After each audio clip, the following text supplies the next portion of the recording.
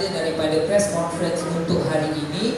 Kami akan terus kerahkan tim-tim untuk activation dan kita akan ambil masa bermula daripada hari Sabtu sehinggalah hari konsert akan berlangsung. Tim activation akan keluar dan membuat promosi on ground, dan mereka juga boleh activate mereka punya tiket melalui online juga, sebab kita dah arahkan tim untuk melakukan yang itu.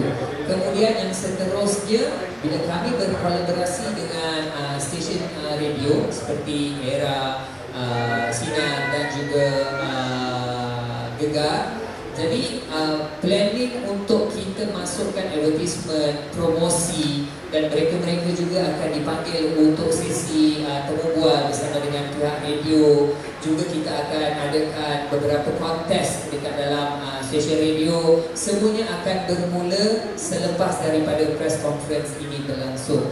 Jadi insya-Allah yang paling baik sebenarnya itulah saya sangat-sangat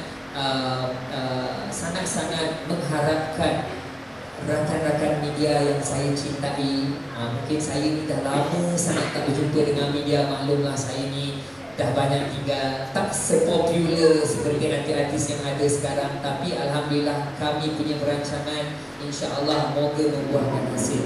Pihak-pihak media yang dicintai, silalah bantu kami untuk sekali lagi meraihkan, menjayakan konsert muzik kita ini, dan sebarkanlah kepada semua platform media sosial agar sesuatu perkara yang baik itu lebih dilihat di media sosial instead of benda-benda yang kita tahu lah, gosip and whatsoever.